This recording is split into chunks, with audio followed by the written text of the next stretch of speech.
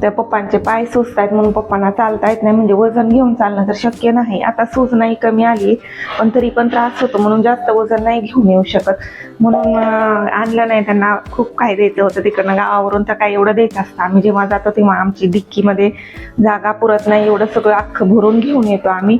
पण आता ते नाही घेऊन येऊ शकत म्हणून एवढं काही दिलं नाही. पण खूप काही आहे, घरची भरपूर शेती असल्यामुळं माझ्या माहेरची पण आणि सासरची सुद्धा खूप सारी शेती आहे, त्याच्यामुळं सगळं घरचं खूप काही असतं. पण ते बसने येतात, ट्रॅव्हल्सने, त्याच्यामुळे त्यांना घेऊन यायला शक्य होत नाही. तर आज सध्या एवढंच आणलेलं मी तुम्हाला दाखवलं. तर आता बघूया आपण गावाकडून काय काय पाठवलेलं आहे. तर असं बॉक्समध्ये पॅक करून व्यवस्थित आंबे वगैरे दिलेले आहेत. आणि ह्या आहेत शेवग्याच्या शेंगा.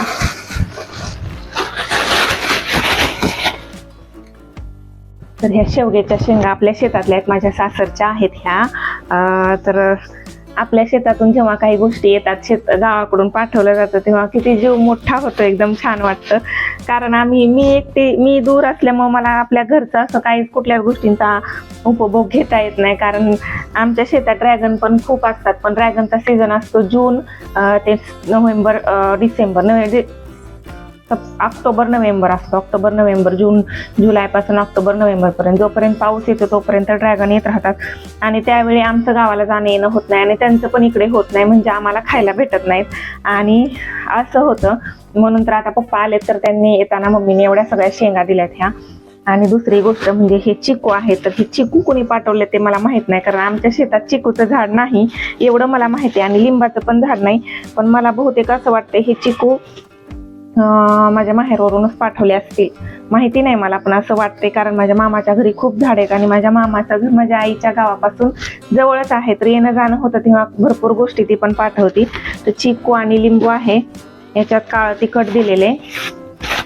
तर हे काळा तिखट घरी बनवतात, ते काळा मसाला मी इथं बनवत नाही म्हणून मम्मीने पाठवून दिले. आणि ह्याच्यात धपाट्याचे पीठ थोडंसं शिल्लक राहिलं होतं, ते दिलंय म्हणे मुलांना आवडतात तिखट पुऱ्या वगैरे म्हणून, तर हे दिलेलं आहे. आणि आता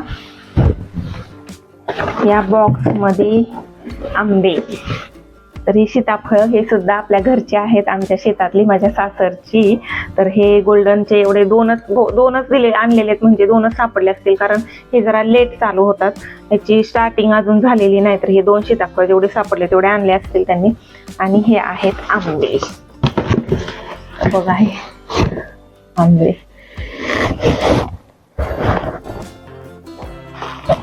असे मोठे मोठे आंबे, ते एकदम मस्त असे. आणि ह्या आंब्याला खूप मांस आहे आणि खूप गोड आहेत हे आंबे.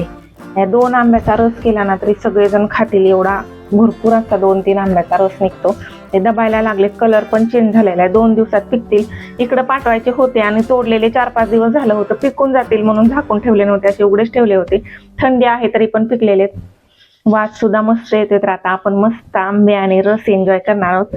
तर हे सगळं दिलं आहे. याच्यात पण शेंगदाणे दिलेले आहेत, घरचे शेंगदाणे फोडून. शेंगा खूप सारं होतं, एवढं मोठं म्हणून शेंगदाणे फोडून पाठवून दिलेले. तर आता हे शेंगा लिनाला, खुशबूला सगळ्यांना देऊया आपण थोड्या थोड्या. आंबे पण देऊया, जे पण गावावरून येतं ते सगळ्या गोष्टी मी वाटून सगळ्यांना देत असते, 1-1, 2-2, 1-1, 2-2 आंबे, शेंगा असं पण आपण सगळ्यांना देणार आहोत. सीताफळ तर 2च आहेत, बघू फोडल्यानंतर खायला बोलूया सगळ्यांना.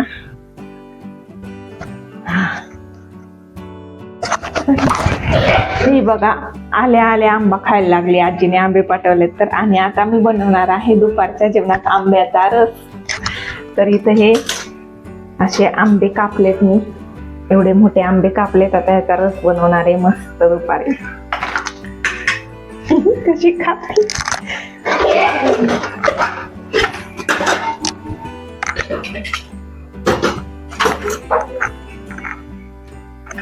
कसं आहे? गोड आहे.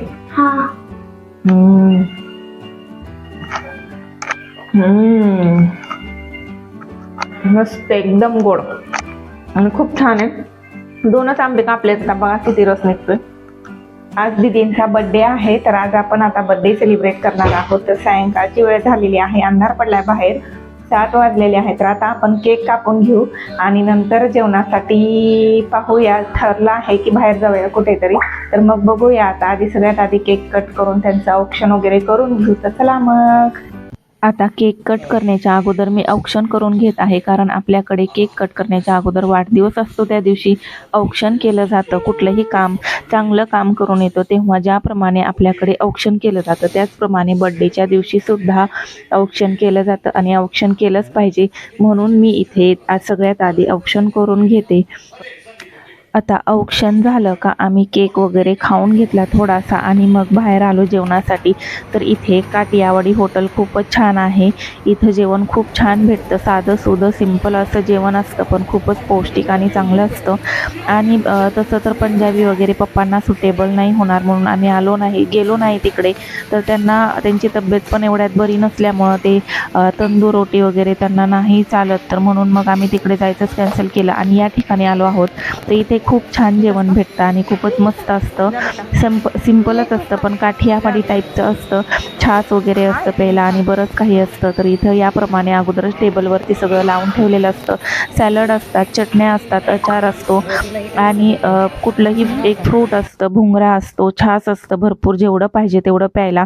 आणि एका वाटीमध्ये गूळसुद्धा इथे ठेवलेला आहे, कारण काठियावाडी हॉटेल असल्यामुळं काठियावाडी स्पेशल सगळ्या गोष्टी इथे दिल्या जातात. तर हे भुंगरे बघून मुलं सगळ्यात जास्त खुश होतात. तर इथे चटणी वगैरे सगळंच दिलेलं आहे. तर असा आहे आजचा इथला मेनू. तर इथे 3 भाज्या आहेत, वरण आहे, सॅलड आहे, सॅलडमध्ये पण सगळं काय आहे, आणि वडा आहे, चटणी आहे, लोणचं पण खूप छान आहे. आणि भाकरी इथे 3 प्रकारच्या भेटतात, म्हणजे की एक अशी जाड भाकरी भेटते, जाड पिठाची भाकरी असते, ही कमी गॅसवरती दाबून दाबून तूप टाकून टाकून शेकलेली असते. आणि दुसरं म्हणजे इथे बाजरीची भाकरी भेटते या दिवसात, की जी खूपच पौष्टिक असते. आणि साधी पोळी भेटते. चला तर मग आता आम्ही इथे डिनर एन्जॉय करतो आणि आपला आजचा व्लॉग इथेच संपवतो. तर मित्रांनो, आपण भेटूया पुढच्या व्लॉगमध्ये.